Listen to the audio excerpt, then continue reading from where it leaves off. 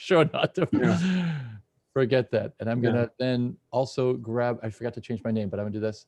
I'm gonna spotlight you, Bora, and I'm gonna spotlight myself. And then the rest of the folks won't be spotlit on that, and add that spotlight. There's just two of us, and then we'll spotlight our speakers, our guests, when we share that. Welcome, students. Welcome, everybody. I see the numbers are rolling in here. Perfect. And let me figure out how to change my name. Wonderful. Yeah, don't go incognito. All right.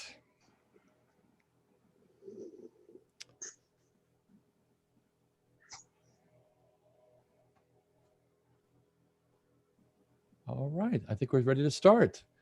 Ladies and gentlemen, welcome.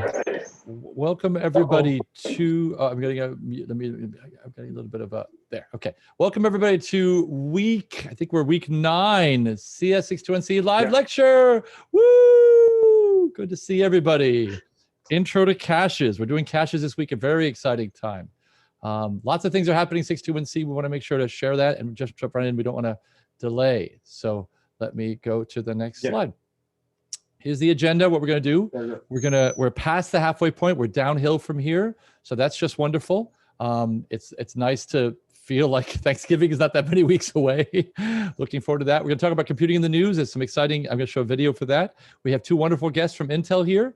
We'll update our schedule as always. We'll do a sanity check to actually share with you how our students are doing. We have some good news for you all, so stay for that. We hope that you're all share this information with all the rest of the other 1,100 people who aren't part of this class, but we're recording this, so we'll share with that.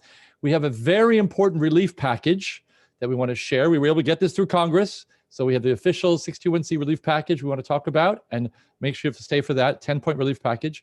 We want to talk about the Quest retake and update on the midterm, which is coming up this coming weekend, and we'll have an Ask Us Anything if we have time at the end, okay? And that's always what we try to do. All right, so I have a video I want to show you. This is on neuromorphic computing. This is one of the Intel's new videos, and I'm going to see if I can share this with sound, if I get this done right. Here we go. So Google Chrome with sound, and give me the thumbs up, Bora, if this is working for you. Ready? Organic, intuitive, fluid. Neuromorphic computing is designed to work less like today's microprocessors and more like the human mind. Because brains are so different than transistor circuits, we have to rethink everything we know about computer architecture. Traditional microprocessors are synchronous, meaning every function is governed by a clock. The clock says when instructions are executed and when functions happen. Everything works in unison, according to the clock. Our brains are different. They're asynchronous, meaning no internal clock. Neurons operate with no prescribed order. We just have thoughts that build on each other, or split off into different ideas. That's the way neuromorphic computing works too. It's completely asynchronous. So functions and instructions happen when they happen, in parallel. Which means neuromorphic systems think more like brains do. They can adapt, recognize nuances, and teach themselves as they work.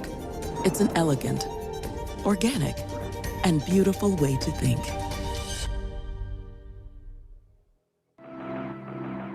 All right. All right. Be sure to like and subscribe. So let me let me get out of that now. All right.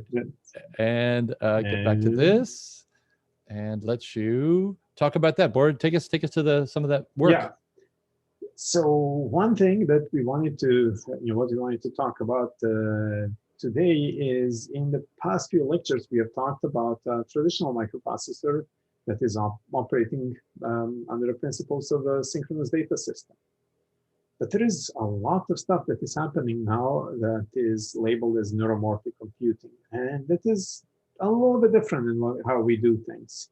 Neuromorphic doesn't necessarily mean that everything is asynchronous, but people have been building asynchronous chips such that they look a little bit more like human brains.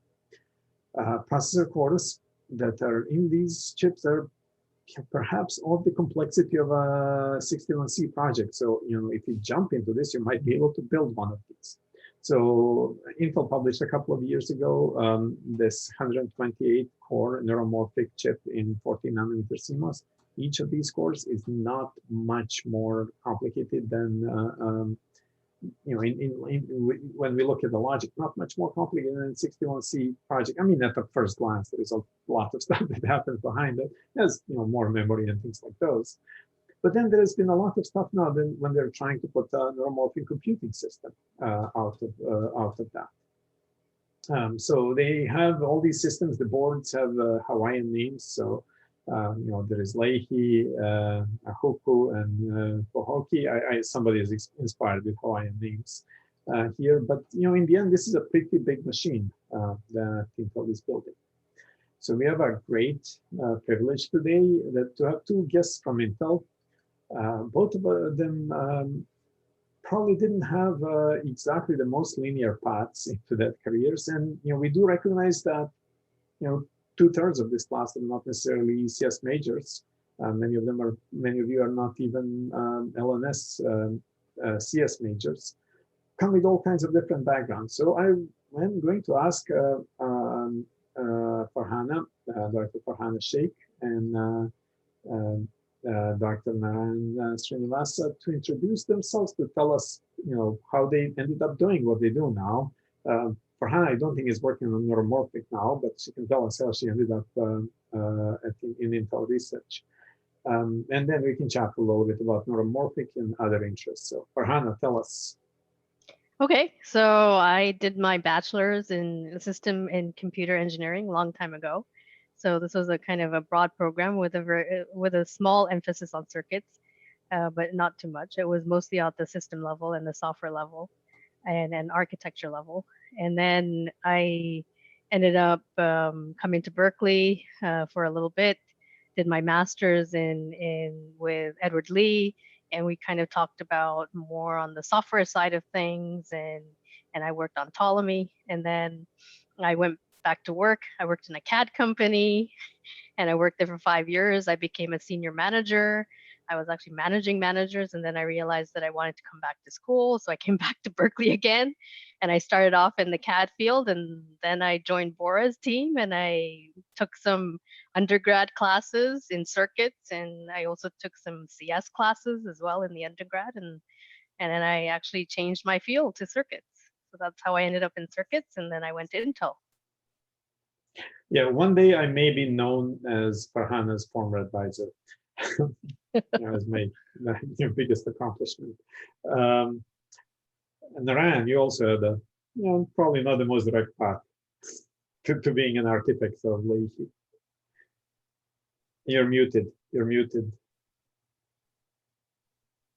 My path is actually even more strange than you normally imagine. So I started as a mechanical engineer, my undergrad in India, and then subsequently my PhD from here, and mostly focused on robotics and adaptive control as the areas.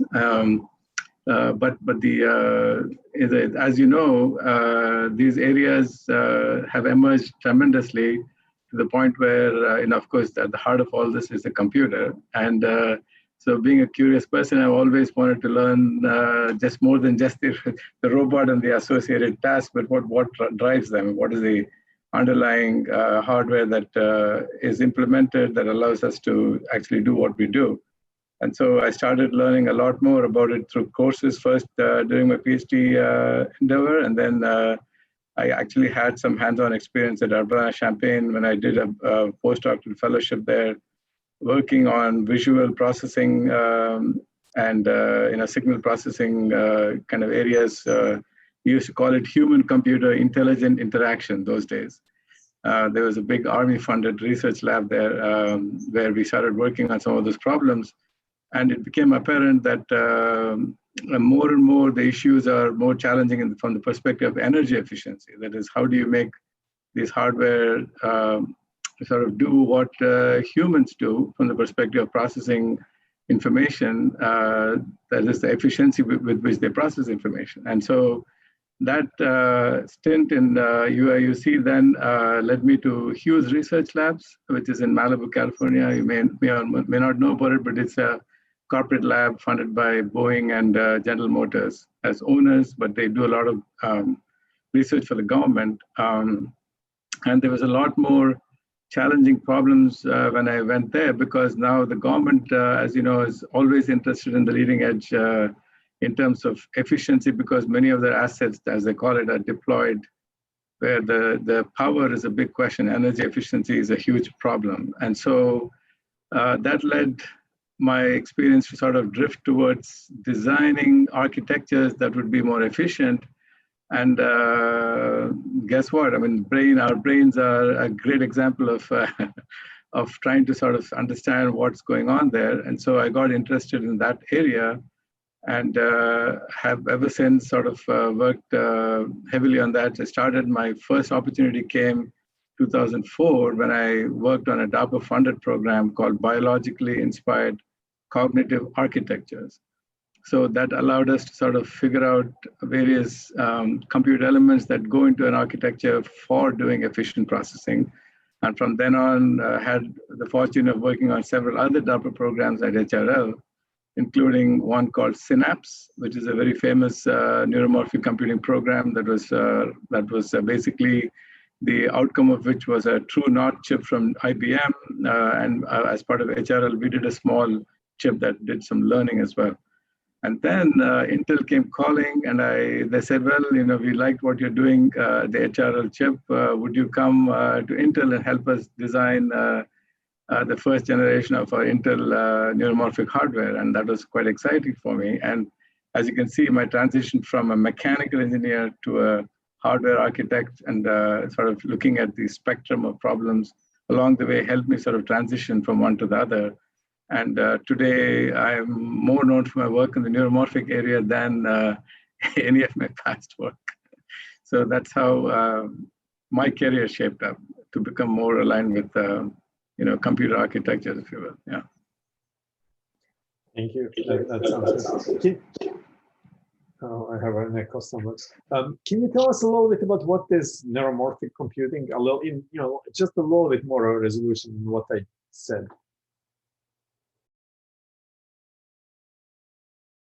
You're muted. You're muted. You have an echo when you're not speaking, so I had to mute you. Sorry. Yeah. Oh, sorry. Okay, so basically a neuromorphic computer, you know, you can think of it as like the video says, you know, there's no clock in the system. Furthermore, the instruction set is mostly based on, you know, what a neuron and a synapse do in terms of compute. So basically, you have this multi-core architecture where each core houses a bunch of neurons and synapses that are basic compute elements, and the operations of which are you know, sort of dictated by instruction sets that are not exactly, does not readily map to what you see in a typical computer. And then, like you pointed out, there's a multi-core system. So there's an asynchronous compute element here where each neuron integrates information and sends out its own sort of a pulse that dictates how strong the information or the input was to that particular neuron. And then there's a stream of pulses, and they're all acting in parallel. So it's about handshaking between neurons, and when they receive information to process what they get, and then pooling that information across other neurons to sort of make inferences about what's going on. So thereby sort of avoiding this need for a global clock that you typically see in a computer architecture, synchronous architecture today. Notwithstanding that, how do you design algorithms and software that allows you to run applications that are useful given this paradigm is the other side of the story that we worked on. And what it turns out, it's sort of like a, you know, the class of algorithms that it actually works well for is sort of complementary, we find, to the ones that we normally are used to from the Intel side of things. So general purpose computing versus this one, it's, you know, things like graph search or things like sparse coding, you know, things like constraint satisfaction. These are all problems, domains that are sort of up and coming, but they're sort of orthogonal to your normal machine learning, Mac operations kind of things that you see today.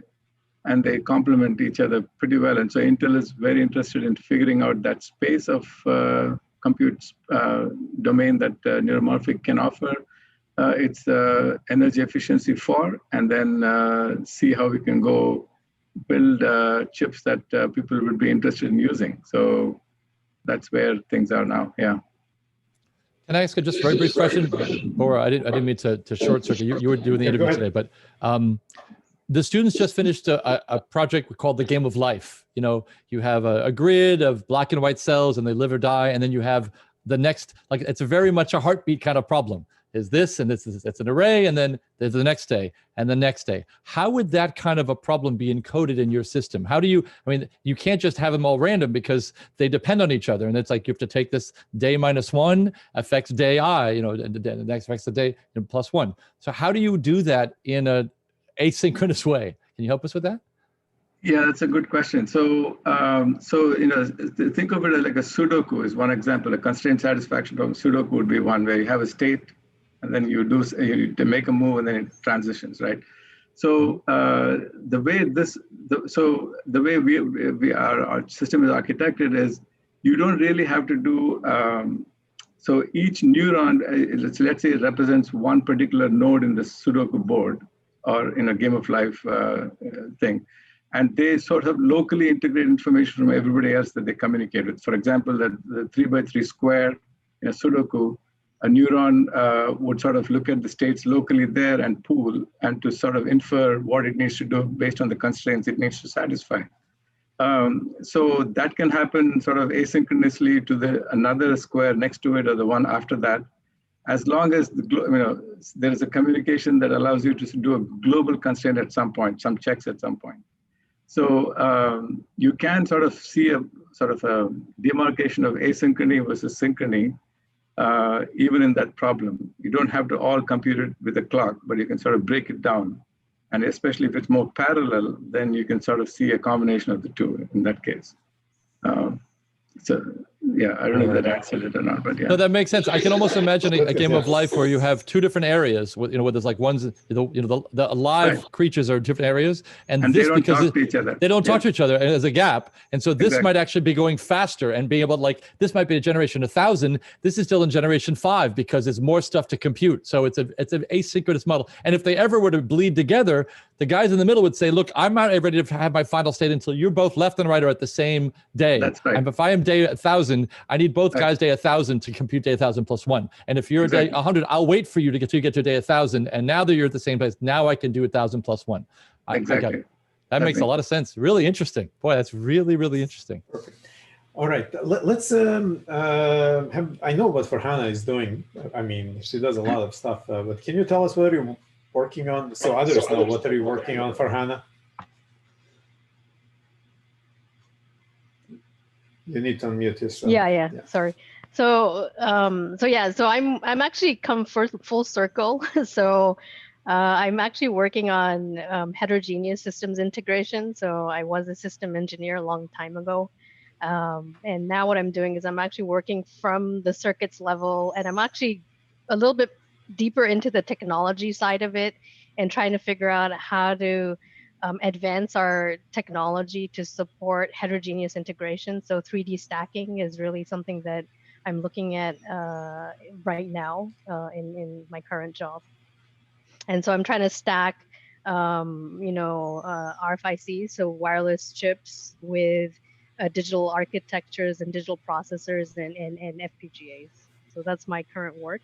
So it actually requires you to understand software. It requires you to understand architecture. It requires you to understand technology and circuits. And can you say, like, in a few sentences, what is heterogeneous integration? A typical sophomore can understand. Okay. So heterogeneous integration is really taking things that are disparate, like things that are different, and trying to put them into a single package. For example, you could have a processor, but at the same time, you would want your processor to say interact with a wireless chip, so say a modem or something. And you'd want to bring those two things very close together. Typically, we would have processors located on a separate package and a modem on a separate package, but you want to bring them together in the same package. So that's what we call heterogeneous integration. And actually, if you open up your Apple iPhone and you deconstruct it, you'll actually see one of the biggest examples of heterogeneous integration in there. Is that related a little bit to this thing about Moore's law may not be with us forever? So I think some students may be worried about the health of Moore's law these days. And this is this a relief that we do not have to keep pounding on Moore's law forever? That our life Yeah, may so you know, not, a lot of people are concerned that Moore's law is running out of steam and we're not going to get to smaller nodes. So what's going to happen? So really, Moore's law actually mentions this in his 1967 paper, where he says that at some point what we're going to be doing is we're going to be working on putting different chips together, different chips that do different things, and we're going to be putting them together in single packages. And so this is kind of extending Moore's law beyond just technology scaling. Perfect, thank you. So there is one question, but I'm going to ask some questions on behalf of students. One question is, where do you work? Are you in headquarters in Santa Clara or somewhere else? I think I know where Farhana is. I mean, you can see the hills behind her. Why don't you say it? Yeah, I'm also based out of Santa Clara. Yeah, so I'm in Portland, Oregon. And the interesting thing is that Portland, Oregon has the majority of Intel labs there, but Intel labs is spread across Santa Clara and China and India. And I was in Intel labs for 11 years. I recently moved over to the Altera side of the business, the FPGA side of the business, and I work in the CTO office there. And so all my team is in San Jose, but I'm in Portland, and I get to, when post COVID, I'll get to go back on the plane every week to visit my team. Oh, she said CTO's office. So she's not. It's called the FPGA. Yeah, it's called the FPGA CTO office. Yeah. A question that we typically ask: so do you guys hire interns? And what would it take to, if you're a sophomore in Berkeley in computer science or electrical engineering, computer science, to get an internship at Intel? I mean, is there a, how do we go about that? Narayan, do you want to go first? Yeah, sure. Yeah. So actually, Bora, we have what is called as an Intel Neuromorphic Research Community, or INRC. So this is basically set up to work with the academic community and students to sort of help look into this problem space of neuromorphic computing and see they can encourage students to sort of learn about it, as well as to apply their own ideas to create new possible applications given the hardware we develop. So there are opportunities every year that we look into for hiring some students as interns to sort of explore some space of interest that Intel may have. So if there's interest, I can send you a link to sort of share with the students, so they can, definitely reach out to us, and we'll be happy to look into it. Yep. Please, and please I can send us a link, and we're going to put it on Piazza right away. Yeah. Okay. Yeah, and I just want to follow up with that, is that yes, we have opportunities at all levels. We have opportunities at the undergraduate level. We are interested in folks that are doing their bachelor's and coming on board and working at Intel, and we also have opportunities at the graduate level too. Yeah, and one thing that I wanted to add: last fall, I was teaching 151. There was a myth at some point that you need to have an advanced degree in order to be hired by these hardware companies. I can tell you the largest number of people were with bachelor's level were hired by Apple. The second largest went to Intel. Yep. So it's totally possible. I mean, it's very doable. But we need to work on these internships a bit more. They're a big stepping stone. So if you guys have an internship program that you can share, send us over. Definitely. With that doesn't look like there are any other questions. I think we have sorted out most of the stuff. Let's thank Farhana and Narayan. Thank you very much. Thank you. So, absolutely, our pleasure. Thank you for inviting us. Thank you very much. It was Thank you. great to be here. Thank you for joining us. Wonderful. Thank you. All right. And we are going to move on, and feel free to. All right, schedule. Here we go. So, Bor, you want to cover that while I'm doing the spotlight thing real fast? Yeah, jump on in if you want. Let me see it. Hang on. Today, I'll just say we're at week 9, Monday, week 9, 10/19. It's the last lecture on pipelining. You're closing off the idea that we're making your computer faster. No different in the output, just a little bit more efficient in terms of being able to do multiple things at once at the pipeline stages. Then my set of lectures comes in, and we're going to have 4 lectures on caches. And very important, this cache information is not on the midterm. So you can stop worrying about the midterm after Monday's material and then just focus for 4 days on the midterm. And again, the midterm is Sunday and Monday. You have 48 hours to do that. So you've got kind of like a week, a full 5 or 6 days to work on the stuff that you need to practice on before then. There's no lab this week. So what I wanted to go ahead. Yeah. So what I wanted to add about that, today's lecture is, it was posted last week, but it is only about 35 minutes. I mean, it just basically ties the loose ends in pipelining, and it is all what you need to complete both project 3B and the last piece of a puzzle for the midterm. So and there is no lab this week, so try to use that time to fully digest this material. Sounds good. Let's see, in the midterm, I guess up to Monday here, and keep queuing the questions up. We got a lot. I want to make sure to get to the next piece. This is a really important piece. Bor and I did a sanity check. Yeah. You want to talk about that? Go ahead. No. Well, we did a sanity check to see how you were doing. We just wanted to say, in the health and wellness, workload and wellness, that's one element of it. But the other is performance. How are you performing in this class? So I just wanted to give a sanity check, and then Bor can give, and somehow I have, it's green. So my green is showing Berkeley. It's like a Berkeley. I love this. This is like a basking of the Berkeley picture. There's a lot of purple in that picture. Folks are doing really, really well. I think if I turn off if I adjust this, that'll adjust it. But folks are doing really, really well on Project 1 in terms of that. Just really, really doing well. And very, very pleased with Project 1A. Just really, really pleased with 1A. So what I wanted to say, I mean, what does it mean when the mean is when the median is 100 points out of 100 points? That means a little over than half the class is getting A pluses. For this assignment, for this piece, for this particular assignment. For this assignment. Yeah. We can take a look at the next one. Here we go. Next one. Let's see how we're doing. How's the class doing? Here's 1B. Wait, it didn't change. You're right. It didn't change. Look, it even got better. Okay, maybe the mean is a little lower. But I mean, out of what do we have total students? 1,100 maybe students. 970 are acing it. I mean, just remarkable how proud we are about folks putting the work in and getting it. So you're doing a great job. Let's move on to the next one. All right, let's see. 2A. That's 2A. Still the median is still 100%. 100%. By the way, I don't think this is usual, by the way. This might seem usual too. This isn't usual. Normally there's a distribution.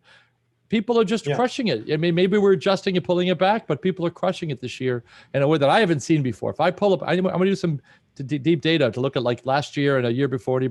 I don't remember seeing these numbers. I really don't remember seeing these numbers. So it's remarkable seeing how much success students are doing here. So we are very pleased with this. I mean, we can move on to Project 2B, where there was some discomfort about how things were graded. We have a new distribution. The distribution changed a lot in the next slide. Here we go. Here's the 2B. Here we go.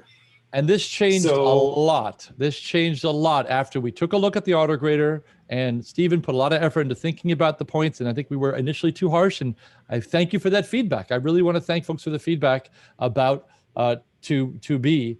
And I think we've corrected it. This is what by the way, this kind of graph is what you normally see for 1A, 1B, and 2A. We normally see this kind of shapy thing where it's normally, it's heavily weighted towards the higher hump, but you don't see people acing it. So I love the fact that people are just really crushing the first 3 parts of those things. Just great job, folks. Yeah. And so the big news here is, before Stephen spent many hours last night in trying to assign parser credits, to the parts of a project that were failing on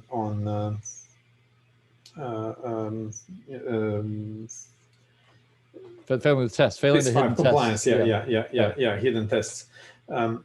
on register conventions. The big thing here was we had 150 something students with zeros or close to zeros, and that definitely did not feel good. So we tried to assign partial credits to that. That didn't change much our mean. Hang on here. Yeah, it didn't dramatically change our mean, but it shifted the median by a lot. Yep. By 20 points or so. So this looks more normal. Now, if we exclude the quest, because there are still 2 more opportunities to clobber the quest. So this is an first interim score on quest that we have now. At the moment, based on what has happened, the grades that have been assigned so far, we have about 2/3 of a class that are getting A's. 2/3. That's never happened before. That has never happened before at week 8, that 2/3 of students are getting A's. And by the way, Bora and my spirit of this, we want to give everybody an A. We think if you earn an A, you will get an A, and we will celebrate that. There's no curve on this class. This is an absolute graded class, and folks are doing really, really well. And the question on the thing was getting A's and what getting A's and all the. If we just look at the projects, if we ignore the quest for now, the class so far, because the quest really was, not a typical quest. We think the midterm will do much better, and people will then overwrite the quest and just be a bad memory. So, or we'll all go back and laugh together. We'll, share a sparkling water and we'll chink our glasses together and that. But I think the students are doing remarkably well right now, really remarkably well. Yeah. Although that said, there's a chunk of students that aren't, and let's bring that up. Let's actually talk about that. So when we look at this, so an average student in the class or a median student in the class is doing spectacularly well. Right. However, we have a long tail. Every time we teach 61C, there is a tail. There are people who are 1 week, 2 weeks, 3 weeks behind. And that is evident this semester. I mean, this semester is more difficult than any other semester that we have, and we do want to help. So we don't want to, the way how we designed the following 61C relief package. Here we go, the relief package. Let me cue it up so you can see. Exactly. The relief package. Help those, go ahead. Help those that are not doing, not doing well, to give them some relief to be able to catch up, while providing the equal opportunity to those that are doing great to continue doing great. So let's get into it. We have a 10-point relief package, 10-point relief package, and I want to spend some time. We spend 20 minutes talking about this relief package to help everybody. By the way, it doesn't help to help the, just like normal relief packages, don't just help the folks at the bottom, they help everybody in theory. So this is going to help everybody in theory, but particularly we're focusing this on students who are struggling. Yeah, exactly. So the first thing, so what we wanted to say, we designed this course to be a little bit heavier in front, and this naturally there was a drop off in the amount of things that needed to be done every week, but we are making that dramatically easier, such people can catch up way before the semester is over. The first thing that we had to deal with, there was an issue with free speech and deletion of some posts, because things got a little bit out of control on Piazza. What we did is, well, we talked to the TAs, we talked to the students, and we do understand that there are some posts that were inappropriate, but even though they were not completely, they're a little bit heated, put it that way, they should not have been deleted. And we are not going to delete any posts going forward. We talked to our TAs about trying to be better at moderating these exchanges before they become heated. So let's try to keep it that way. We also do want to ask students to work with us. And we are going to be very supportive. We are going to work with our TAs to make sure that these discussions never get out of hand. And we are going to be in here to step in, like we have stepped in with the grading or regrading of the project 2B. There is no reason for things to get out of control and get very heated and to have inappropriate posts from anybody. And so let's not do that. If there is an issue, bring it to, put it on Piazza. If you don't get an appropriate response, you can escalate it to us. No need to get very heated about it. We are very, very, very, very reasonable about that. And we But on the appreciate other the hand, if feedback. some- We also yeah. appreciate the feedback. I mean, every time there was a concern that, you know, if I'm critical of the class, I'm going to have my APA points docked. Actually, it's the opposite. And we'll talk about this in a moment. We want to hear that feedback. That's why we give you so many surveys. We want to hear from you. And we're going to institute some more policies. And part of this relief package, we'll actually talk about how we're going to institute more open channels of communication to help and get a pulse of how the students are doing. That's what the purpose of all these surveys was. Exactly. Yeah. Exactly. So let's move on. But again, we are going to sanction if somebody behaves inappropriately. Don't test what's going to happen. Right. Yeah. I mean, we will bring in the Center for Student Conduct. I mean, that's what happens, right? If you're violating, in some sense, student conduct, if you're making the place uncomfortable for people to be there because you're doxing people, you're using expletives, you're doing other stuff in a space that is a learning space. It's just like if you were doing it on campus. We pull the Center for Student Conduct in, we'll delete that post. So we're not going to not delete posts. We'll delete that one. But when we delete a post, it's because we're pulling you into the Center for Student Conduct for something that's way inappropriate. By the way, that's happened once in my 20 years here. So I don't think this is going to happen. And criticism is not that category. Criticism, we welcome that. That's not what that is. I'm talking about someone doing something way above where it's clear to everybody in class that was inappropriate. Don't do this. Okay, so we'll try to be very clear when that happens. Yeah, and we are not going to delete any posts down to you. Yeah. So this is a big one. We had a wonderful meeting with 2 students, and actually 3 or 4 students over the weekend. And my eyes were open to how much folks are struggling more so. And in fact, it was really useful, not just to hear some other, another data point about that, but to actually have a working kind of path forward. And we were kind of throwing out, how would this work? What do you think? So it was like a feedback space. It was really wonderful. And I thank those students for being there. One of the things that came up, and a lot of things came out of this meeting, so I thank for them, is they were very thankful, as a representation, a face-to-face representation, that we made Project 2 a partner project. We mentioned before, we had a fear that by doing that, it could be a solution where, one student doesn't do the work and just buys a coffee for the other friend, they do the work. We're just hoping that doesn't happen. We please, don't do that because you'll miss the opportunity to learn it yourself. We decided that it was better to do that. It was better, both sides, all being equal, it's better to have that person to ask questions to and support and work together positively.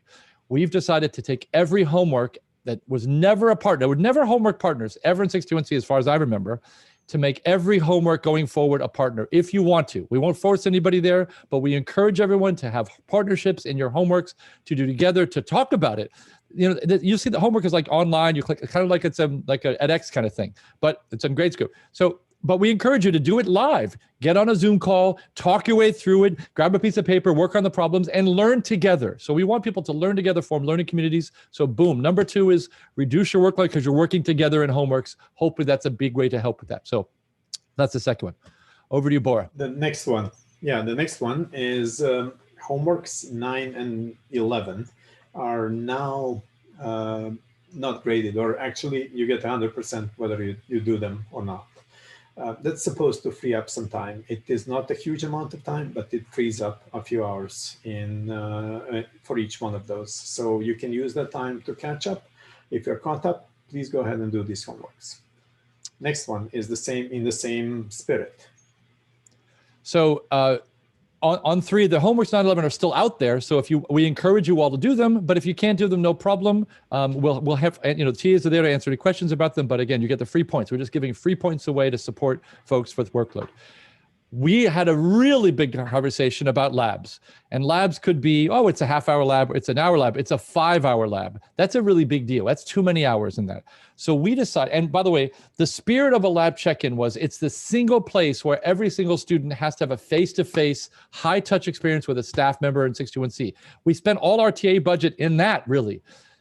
And the idea, face-to-face, it would be a lab, and people, our AIs and lab TAs are all walking around answering questions. It's a very healthy Q&A. You raise your hand, 2 seconds later, people come over, they swarm, and they answer questions. It's really healthy. You get a check-in, and we verify you know it.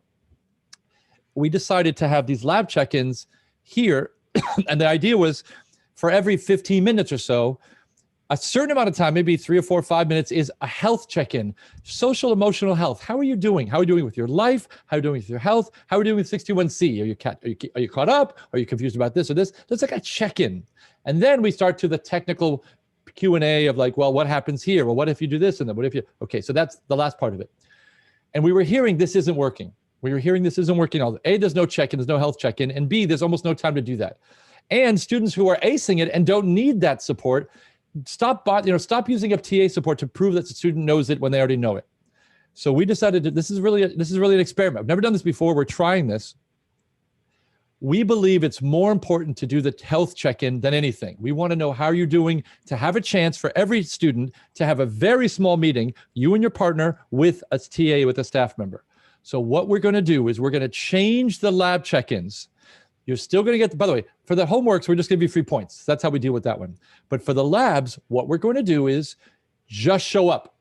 Talk to your TA, tell them how you're doing, talk about how your class is going, and then ask, the rest of it is yours. Technical check-in driven by student. We encourage everyone to keep doing the labs. Do the lab, then ask the questions of the lab of the TA. So rather than the TA probing you, you are probing the TA. You know, I was stuck over here. What would happen in this case? And the TA is happy to help. So it's driven by the students. It's whatever you need. If you need to just talk and vent, use the time to talk and vent. You will get points. So come to those sessions to have a check-in. You will get points for showing up. That's the idea. Because of this, now we're not allowing any more late checkoffs because there's no more content in those things. It's about a health check-in. So it's not like, well, I can just show up to, at the end and do this. No, you have to every week check in, and you get the free points if you just show up and have a conversation with our TAs. But again, if you want to make them technical, make it technical. Use the whole time to get support, one-on-one support. You want to use the whole time talking about your project, a bug you got, use that time to talk about the bug. The point is it's for you. We're still testing the material, so it's still out there. But if you're behind and you're, I can't breathe, I can't do this, and lab is that, fine, do it at the end. Do it during RRR week if you need to. But let's be flexible for yourself. That's the idea. Okay. All right. On point 5, fairness, project 2B, we already said, put a lot of effort in regrading it, and we reshaped the distribution by assigning more partial credits. Keep in mind that register calling conventions are really, really important. And right. Even though if you do make a function that works on its own, if it cannot be called by something else, then you have a problem. I mean, it's going to be actually a nasty, ugly problem that you're going to have a real hard time debugging in your practice as a practicing engineer. So hopefully this was a good lesson, but it was an expensive lesson. Again, in the grand scheme of things, in the number of points that people have lost, it's not a lot, but it was still felt like a lot. So we went and reshaped this distribution. So hopefully people are feeling better about that, about the number of points that they've lost. So it's just a small penalty on the calling convention issues. Hopefully people are feeling a lot better about that now. And by the way, we thank every single student who brought it up to our attention that this was a little unfair, and I got some emails, and I want to thank you all. And by the way, you're going to earn EPA points for being able to speak up. That's EPA is effort, participation, altruism. I count participation, altruism as what by speaking up for the class. I speak up on behalf of the trees. That's the Lorax. I speak on behalf of the students. That is what EPA is about, being a good student. So bringing that up, talk to us, improve the health of the class. EPA points for people who brought it up to me. Everybody send me a mail, gets EPA points for doing that. Thank you for that. Okay, relief package, point 6. Again, this is, I just got to mention this a second ago. And by the way, this number 1415, don't worry about that. That's our internal numbers for that. So you know what that means. There's never points off for complaining to us about feedback. Again, in fact, we're going to include students in our staff meeting. We're going to have a special, it's never happened before. All these things are brand new in this case. So we're going to have a couple of students as representative of the class, and I'm going to ask the students to actually coordinate yourself. And those folks will attend our staff meeting and give us a pulse. So rather than waiting until this meeting, which was so great over the weekend, it was week 9 I heard about these things. I want to hear them every week. So we're going to have a chance every week to hear from the students and really support them and say, like, how did this go? How does our relief package going? And should we make other changes? That's, we have the power of the control of things. Should we drop something else? Maybe we need to drop another homework. How's the work there? We want to support students in that way. Bor. Yeah, the other thing, so what we are realizing from Piazza posts and also from the quiet, probably not majority, minority in this case, that there are students who are behind by a week, by 2 weeks, and there is a huge appreciation for a last session that Caroline is doing on Fridays. We're going to add one more that is perhaps going to trail Caroline a bit. We are trying to find a resource for that, but I think we will get one. So we'll have another catch up, such that you don't have to have a choice. So am I going to study this on my own, or I'm going to try to attend the current sessions and try to somehow go through this. We'll open up some time, hopefully with a little bit reduced workload or significantly reduced workload with the homeworks and these catch-up sessions. People will be able to put time into that to catch up, such that we will have everybody pass through the gates, through the finish line together at the same time in the end. Next point. And again, this is under the theme of support for struggling students, the folks who are not in that median of 100 for most of those folks. We're going to try to do two things. One is, the goal of moving to Discord was to simulate what happens when you're in a normal face-to-face line for office hours. There's an office hours queue for project office hours, and you got a bug to get fixed. And normally there's a line outside the door, and then students are sitting with their laptop and they're helping each other. They're talking continuously. And often people will get their bugs solved and they leave before they even get to the TA. The purpose of Discord was to do that. And I'm learning from students that they're not doing that.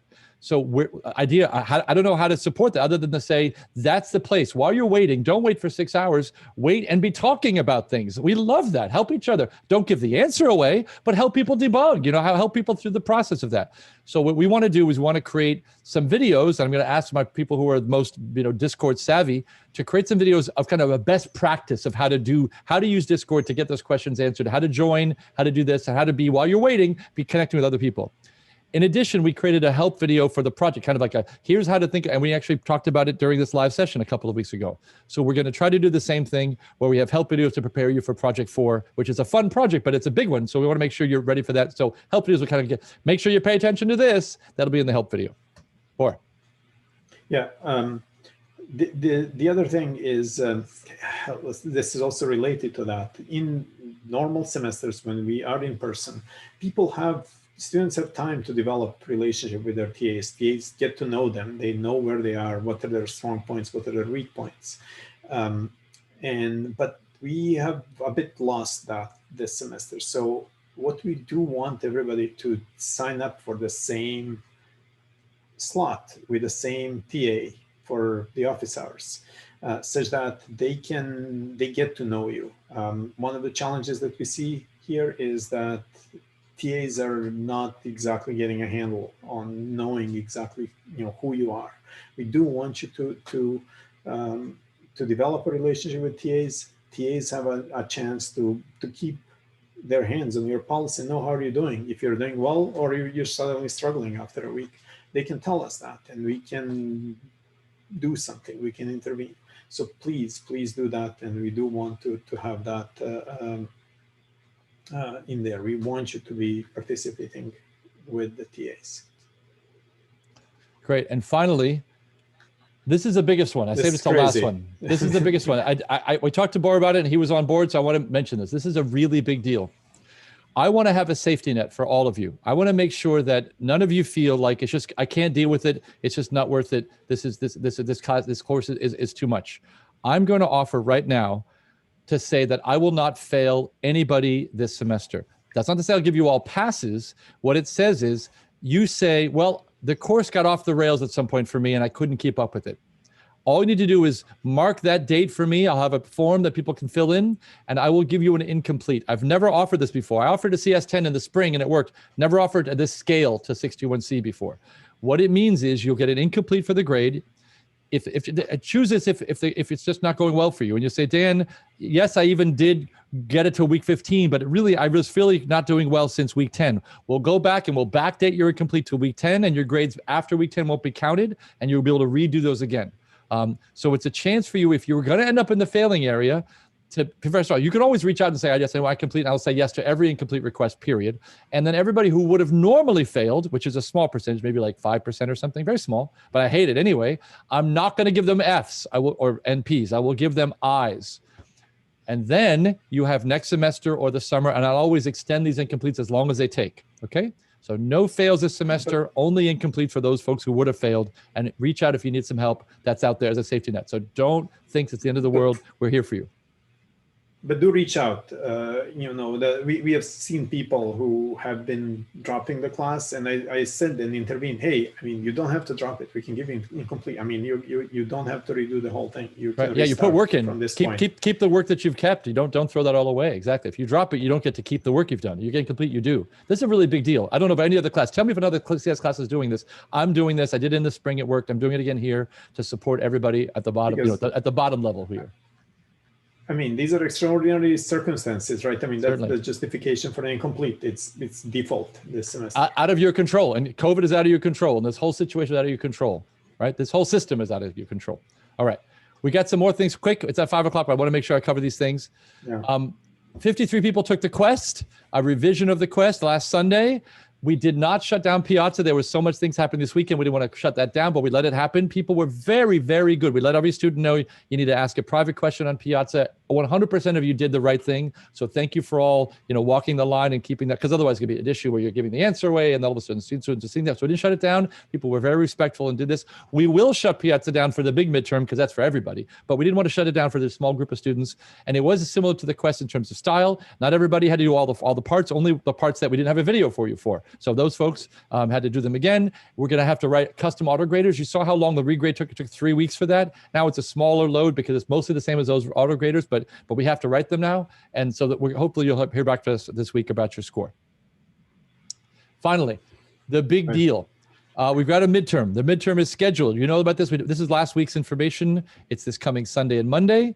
The material covers what Borivoje mentioned, up to and including pipelining, which is today's lecture. There's going to be exactly 5 questions. The topics are on the bottom.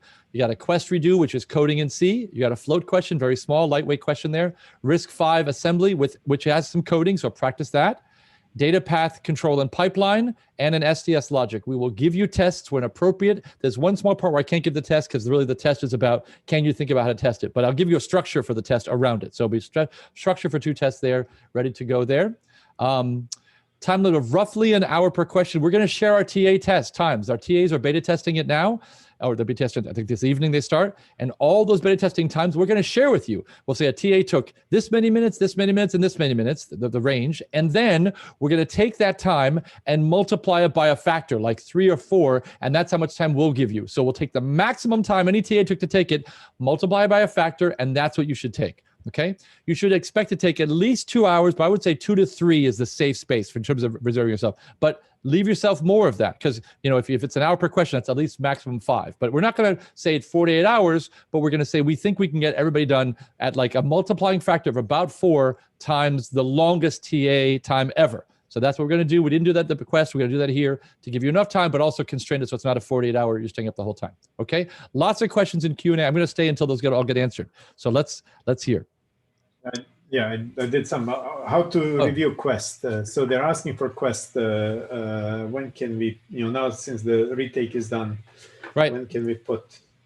Well, I think we already shared the answers. I believe we already shared the answers for the first version of the Quest. And if not, I don't have a problem with giving that away. I think that's a little piece of code and we can give that away.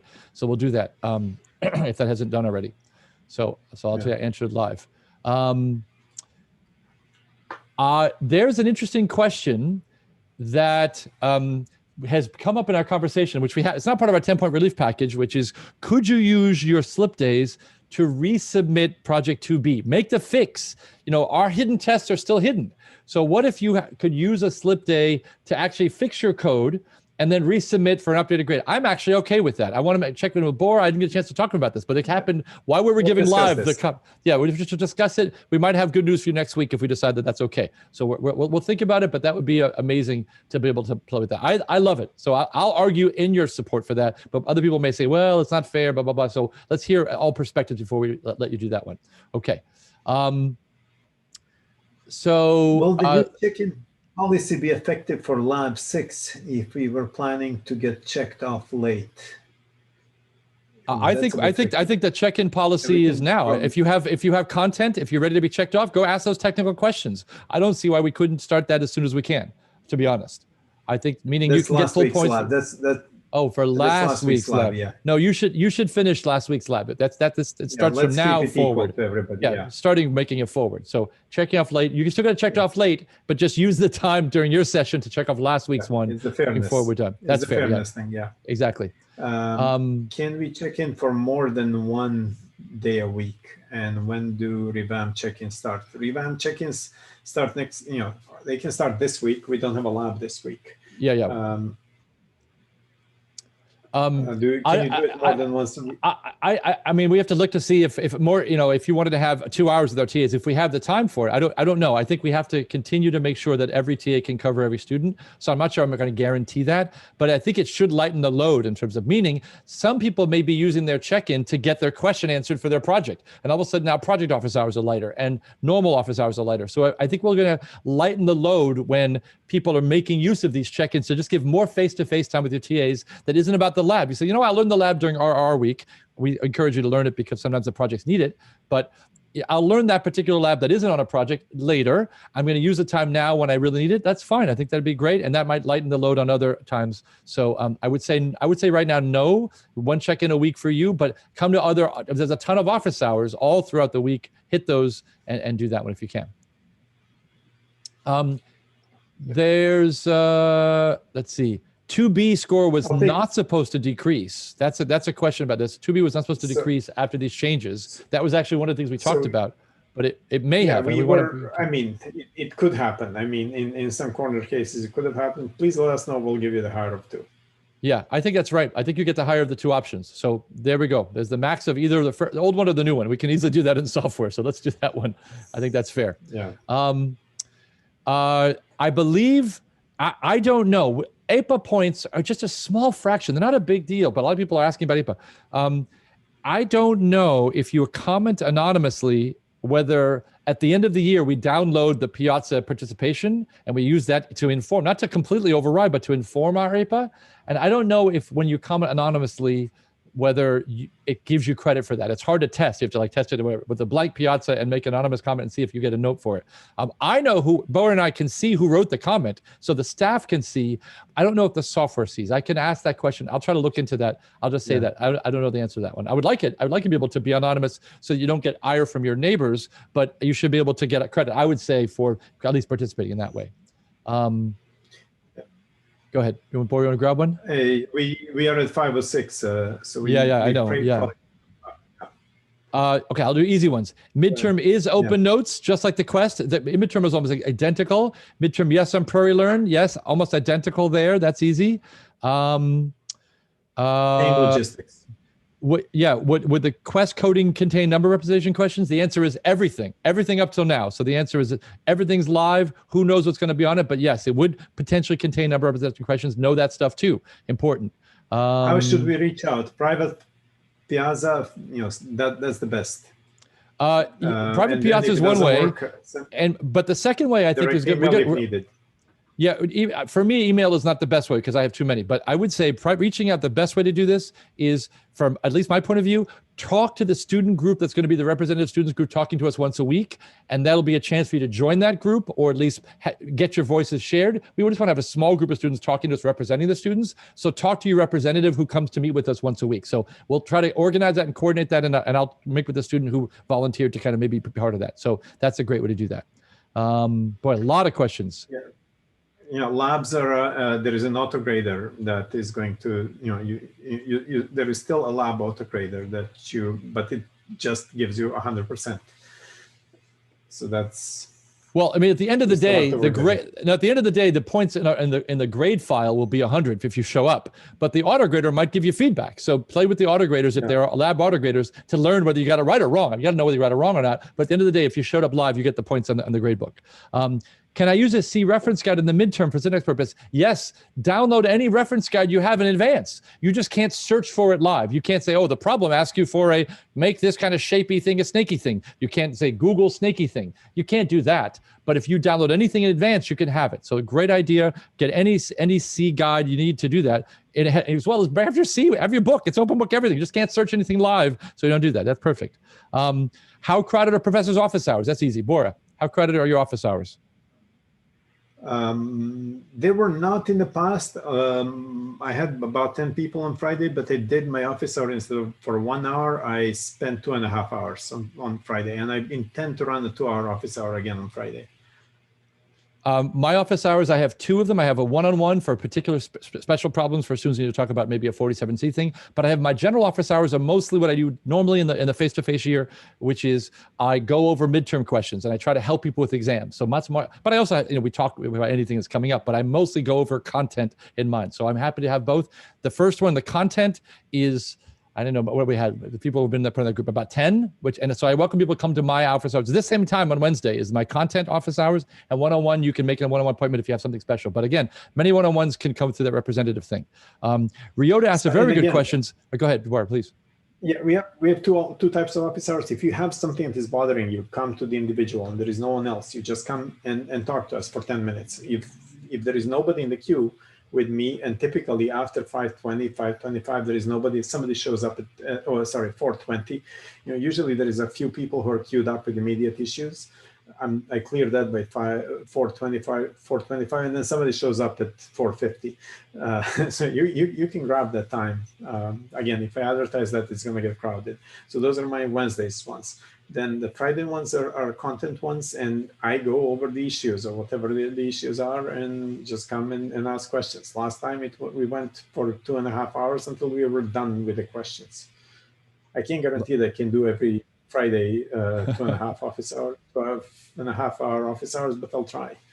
Right. Perfect. I've got 2 easy questions I can hit. Can you download websites for reference? The answer is yes. Pre-download websites. The point is you just can't search for it. When I give you a problem about the snaky thing, you can't search for the snaky thing. But if you want to download all the questions you have, download them all. That's perfect. And that's Monisha's question. Good question. And the second is, can you use local computer search? I've built it to this big directory, and I'm searching through my directories for where I put that silly thing. Where did I put that website that had about to do that? You can do that. You just can't ask Google. You can't ask Bing. You can't ask the web. So yes, 100% local computer search. Very, very good. That's in the spirit of that exam. You want to jump on one, Bo? I would read more. Those are the 2 easy ones that I got here.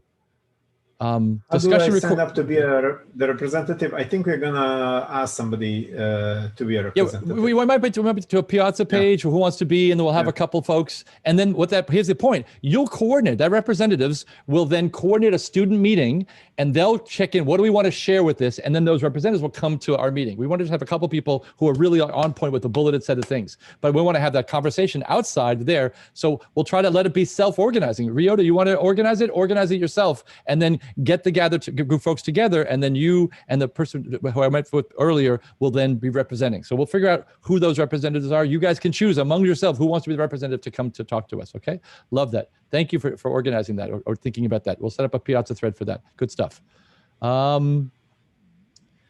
Let's see. Saving slip days to the end. That's been an interesting conversation, a design decision. I think I've never allowed slip days to count for anything. If you don't use any slip days, you can use them for points. We've never done that in the past. I prefer you use your slip days to just give yourself more. The point is it's flexibility. If let's say, if you get sick or something, you get the sniffles and you need to take a break, or you're overloaded. It's about that space.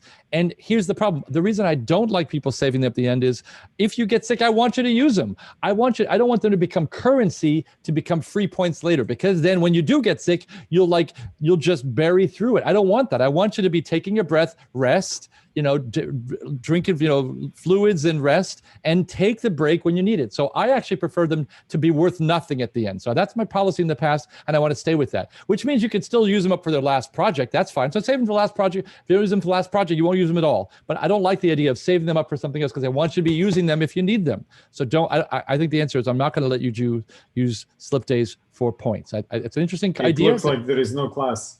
There is no class in this slot, but that. Oh yeah, no, I think we're good with a class overlapping. So that's more slip days. I think for now, no. I think we always have the possibility to give you more later. That was just a question here, but we gave you 3 more, and now you have 6. 6 is a lot. We've never had more than 3 in the history of 61C, and now we're doubling it. So I think that's enough to be able to be flexible, especially with no more labs. You have to do project, teamwork, homework. So I think that's a little bit, a 10-point relief package was enough. So we'll think about it. It's in our back pocket to give you more, but for now, I think the answer is no for that. We'll see if we can do that. Okay. So the lab points, do they only come from health checkoffs plus technical questions if you want them? Standard autograder or checkoff component. No, there's no standard autograder. There's no checkoff component. You just showing up and using the time in whatever way you want the time to be used gives you the points. That's it. It's basically free points now. The lab, usually lab people, most people ace all the lab points. But now, if you want to ask the questions about that, it's on you now. It's actually more ownership of you to understand that material, less about we need to push you because, you know, we're the big brother and making sure you get. No, if you need the questions asked, at the end of the day, we've got an exam that's going to be testing that material. If you want to learn it at the, you know, just in time, or you want to learn it during the lab, I would learn it when it's happening. Don't just fall behind it. So I encourage you to do it then, which I love. So that's great. It is an important one. Will the midterm have similar proctoring to the quest? Yes, it's identical. Identical. It's identical, which means plug in your phone. Oh my gosh, plug in your phone. I can't tell people said, oh, the phone went out. And turn off the notifications. We're gonna have a whole checklist. We're actually editing a whole document with like, turn off notifications, plug in your phone, to practice, and then try calling yourself. Try getting a notification. Try to create a notification to see if it stops the Zoom recording. And by the way, of the two options, I actually found it much easier for students who created a time lapse. So if there's any way for you to download software to create a time lapse, I encourage you to do that one, because I actually found that that was much easier to see the screen and much easier in terms of like Zoom crashed for a lot of people, but the time lapse didn't. I had far fewer problems in the time lapse than I had with Zoom. So think about the time lapse and get your phone to do that if you can, or download a free app or something like that. Great job. 5 question means 5 midterm sections, like the quest had 3 sections. Exactly. 5 questions. We already talked about them. That's on the slide. It's right here. Look, it's right here. Here are the 5. My fingers. See my finger? Look, here's my fingers. Those are the 5 questions. Each of those, sorry, 5 sections. 5 sections. I should edit this. It says 5 sections. Each section might have multiple questions. Okay, I'm sorry for not being clear on that. Exactly. 2 questions per section. Make sure you finish the whole exam. People got confused that. Don't do that. Okay, so that's easy. There won't be a guide for writing tests. Essentially, we're not going to grade you on the test. We're just going to give you an easier framework to be able to have tests. Almost like, for example, in your quest, many of you had to do a split. You had a linked list of things. You had to split it in some ways. There were different versions, but you just split this, right? I didn't give you anything. Where now I would give you something that if you did it, it would split a simple thing. If you did it the right way, it would split a simple thing. It would test whether the split worked. We're going to give you that thing to test whether the split works. That's the idea. Or at least print it out. We'll have something that I might even print a linked list. That'll even let you see it whether a split works. So if you split it and now I have 2 of them, I can print both of them. Did it work? So we'll give you that kind of framework to do that. It's not a formalized framework, but it'll be an easier way for you to test. So you have to like start from 0 to do that. Okay, that's the idea. And by the way, remember, it's 3 or 4 times the time of my slowest TA. So hopefully you'll have enough time, and they don't get it either. So we'll make sure that they can do it in a reasonable time and then multiply that by a factor to give you that. So that's a good question. Okay, keep going. I'm still here. SSHing into exams to something like Valgrind or CGDB. Yes, indeed. If you want to SSH into the Hive, if you want to code on the Hive because the Hive has all the software, please do. We actually answered that on the quest. SSH in. So practice that. Okay, everybody practice to make sure you know how to code in C, print stuff out, debug, use Valgrind, use memcheck, all those things, and then practice coding in RISC-V. If you haven't done that yet, make sure you do that. Okay, and we're going to try to have a practice midterm that'll have a very simple question. It won't be the same difficulty. It'll be a question that'll be like, do something, do something. But I think I'm suggesting to say, write Fibonacci in RISC-V, which is something we do in like lab or homework or discussion. And just say, write Fibonacci in RISC-V, and you'll be able to say, okay, wow, Protect this is an actual exam. Could I write Fibonacci in RISC-V and print it and make sure it works? If you can do that, you're probably 90% of the way there in terms of getting the RISC-V stuff work. And the C is the same way for the quest. Good question. Good question. Yeah, just make sure that it's visible, that we can see what you're using in your recording. Exactly. Next question. For time lapsing, are we making videos for each question? Yes. 5 videos. 5 videos, exactly right. Yep. 5 and so section, not question, each section. Exactly. Yeah, each section. Sorry, we got to be clear about this. And take a break between it, right? Don't go it straight. A lot of people actually did it straight. I don't think it's healthy. Take a section, go take a drink, hit the restroom, have lunch, then do another section, jump back in. Some of them are really short. The float is going to have 2 questions for the 1 section. 2. I used to have 4 or 5. 2. So We're trying to remove the workload, but still testing the important stuff. So we're going to try to have fewer things per there. And so that'll be hopefully there. Venus is okay to use. So Venus, certainly, yes, Venus is okay to use. That's how we encourage people to do it. If you're going to code RISC-V, test it, debug it in Venus. We're going to have a whole structure that still isn't written yet. We're going to try to make that whole structure there. So that's how you test. Good question, Rio. You're doing really well with good questions today. Logisim questions. I don't think, Bor, if you want to talk about whether we're going to ask them to use Logisim or not, or what the plan is for that, or whether they can use it. What do you think? We're going to talk about where's Logisim fit into the piece of this. We want to reveal the question, but in terms of that piece of that tool, how do you want to talk about that one? What do you think? I think we can say that we were thinking about using Logisim, but we're not going to make you use Logisim. Right. So there's no forced Logisim right now is the current plan, Yeah. and I think that's not going to change. But I'll ask from the student's point of If view, you want could they use Logisim to kind of help with that that's fine. that question? That's Beautiful. fine. Go for it. Okay. Okay. Any Great. simulator you want. Yeah. Okay. Good stuff. Perfect. Perfect. Perfect. All right. So answered live. Wonderful. I saw, can you have two videos, one for the physical workspace, other for the screen? That's perfect. Yeah. If you want to have, a lot of people did a screen video and a workspace. That's great. That helps us a lot. So I can see, by the way, whatever you choose, I should be able to read what's on your screen. So if you give me a video, and we were really soft on this in the quest, but we're going to up the level, I have to be able to see what's on your screen. So if you can't see, if you're going to try to Zoom call it and it's all fuzzy and I can't see it, or the contrast is bad, you got to practice that and make sure we can read your screen. This midterm is worth more than just the quick quest. We didn't care as much. It's only worth the 5%. We don't care. We'll trust you on that, but we got to be able to see your screen. So if you need to do a time lapse, time lapse, I can see everybody's screen. Everybody do time lapse, I can read their screen. I can read the smallest font. But a lot of Zooms, I couldn't read the screen. We're going to say you have to be able to give me a way for me to read the screen. So if you're going to try to Zoom, if you want to do that, that's fine. But you got to make a screen movie too. I got to be able to, whatever you do, I need to be able to see what's on your screen. That's the key. Okay. So you can't just have a little window and doing something outside and I can't see it. So practice this. Adjust your light, adjust the backlight, play with your phones, play with all those things to be able to get that. But and by the way, I love the idea of two videos to do that, and we'll have a way for you to upload those two videos. I would just we'll probably have one link, put them in a zip file, and then put them there as one thing. That's a great question for you. Again, you're doing really well for questions today.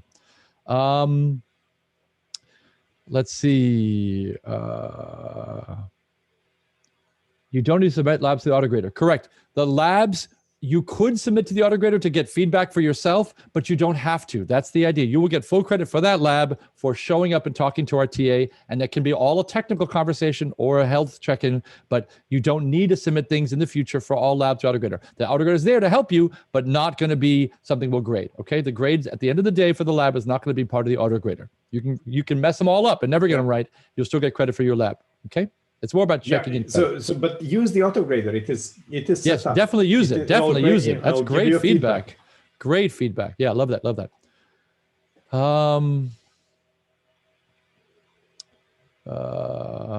Let's see. I guess there was from the chat. I didn't see the chat here. They're saying Discord isn't working partly because the TAs aren't there enough for things TAs need to help with.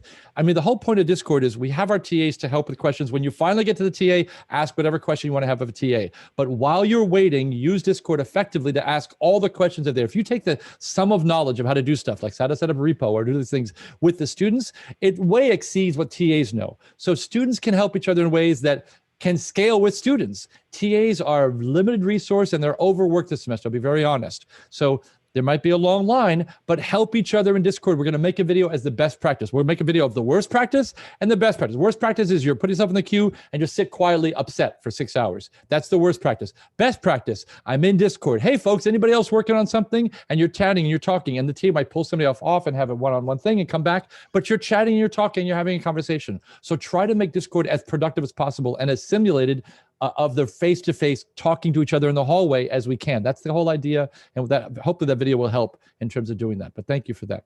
And I get it that there are things that can help with. To emphasize, yeah, we are way over our TA hours, so we are burning a lot of TA hours, so we can't throw in any more TA resources. We are trying to free them up as well. I mean, a second purpose of this reduced workload, we are trying to reduce a bit the number of TA hours that we owe to our TAs. But it's there. We are trying to streamline this as much as we can.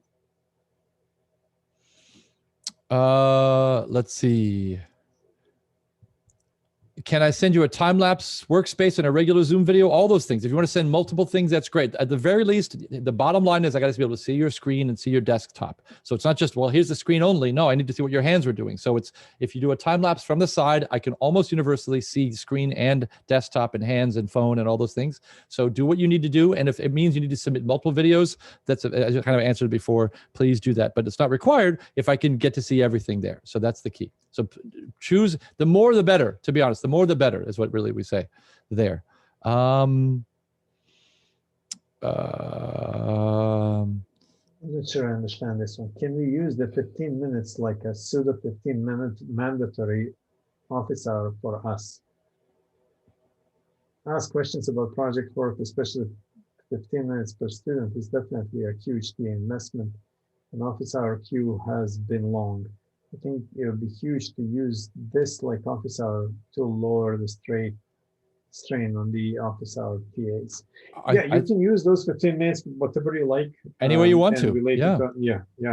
Any way you want to. Now, do know that when we have project office hours, the TAs practice, they read the project. Not every TA knows every project. So we got to be very honest. All the staff is going to be supporting in this office hours, but you may get a TA who doesn't know the project as well as you do. So, they'll do their best and you'll teach them what it is, but it might not be as effective as it would to project office hours. Just be very frank. Our TAs who run project office hours, they are rock stars about that project. They've spent time reading it, doing it, answering questions about it. But a random TA doing random office hours may not know what you need. So there's a little bit of like, your mileage may vary. So the question, if you have personal questions, come to Dan and me. We have private slots every week. I have one-on-one time every week. Well, and if we need more, they have not been sold out yet. We can add more. So we can talk to 12 people per week. Amen. Amen on that. More stuff. Will midterm parts be labeled? Yes, they will. I mentioned that to my students, to my folks building this exam. We're going to try to label them very clearly. That here's the topic. See this right here? It'll be like, these are the 5 labels you're going to see for the 5 sections, the midterm sections. The word is sections, not questions, sections. These sections will all be labeled great question. All right, good stuff. I had thought that we did the okay to release the quest, Bora, the quest solutions. Now, I think we were waiting for the quest retake to be done. So that's right. We were waiting for the quest retake because we don't do that. That was the idea. And I think that now that that's done, I think we can release that and release some solutions. I'm not sure we'll release every test we use because maybe I'm going to use those questions again, but we're basically release, here's a TA solution that would have gotten full credit. I think that'd be useful to you, right? I don't mind a TA solution. That'd be fine. So this is a good question. Of the 2B, we need to have a conversation. How many slip days would you be using to fix 2B? I don't know how long it takes you to do that and when we say to do this. So it's a little bit, we need to talk about the details of this one. We already have apparently a Slack thread going on that. So we'll get back to you. Yeah, we'll get back to I still like it. So we need to talk about being fair for other students. I like it, but we need to make sure that it's fair. So there'll be some penalty in slip days. We need to decide how many. Yeah, but that's a minor thing. If you saved all of them up, you got a lot of them for that. That's great. Project office hours this week, nothing on the calendar. That's interesting. I think this is was mostly going to be a setup for, if I look at the calendar, setup for the exam. And you're right, I don't see any project office hours here. I see a law section, which is great. Because we are adding project midterm reviews. That's where we use some of those. Yeah, so we moved to time over, right? I did see that, yeah.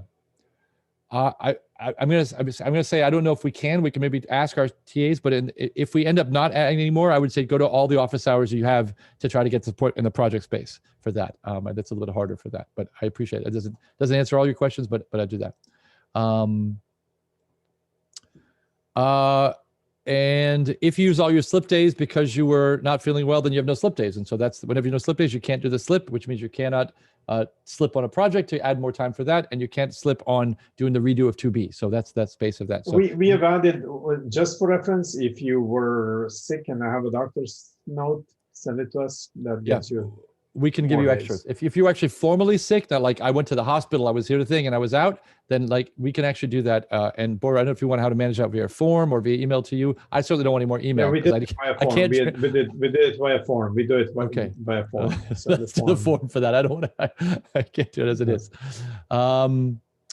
There's about the spec being clear. I think there's a question about the spec, trying to update the spec. Well, not the spec, but trying to update the autograder because the spec wasn't clear. And I think that already happened. I mean, we can bring that particular question back to the TAs. I wasn't in the lower level loop of that conversation. I just said, hey, guys, fix this. You shouldn't be able to lose 40 points on a small error.